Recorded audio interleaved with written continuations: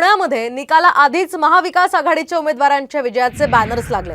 सारसबाग परिसरामध्ये सुप्रिया सुळे, रवींद्र धंगेकर यासह अमोल कोल्हे यांच्या अभिनंदनाचे हे बॅनर्स लागलेत।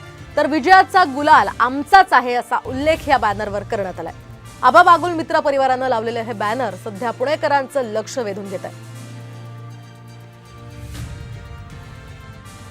फरकाने धंगेकर साहेब निवडून येतील असं मला आणि आम्हाला खात्री वाटते। सगळे ते येणार आहेत, सुप्रियाताई येणार आहेत, अमोल कोल्हे सुद्धा येणार आहेत, खूप मोठ्या फरकाने येणार आहेत। पण मी पुण्यातलं जर सांगितलं तर 25,000च्या फरकाने आमचा उमेदवार 100% निवडून येणार। दरम्यान याच पार्श्वभूमीवर आढावा घेतलेला आहे आमचे प्रतिनिधी सागर आभाड यांनी।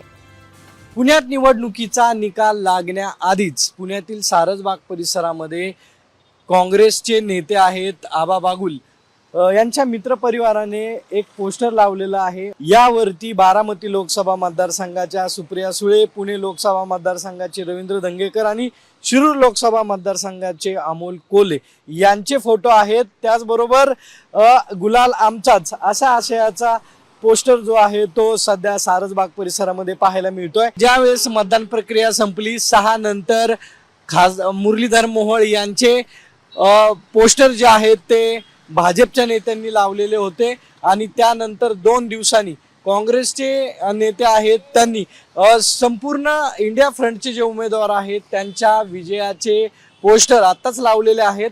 कॅमेरामन सुमित भोसलेचा सागर आवाड, साम टीव्ही, पुणे।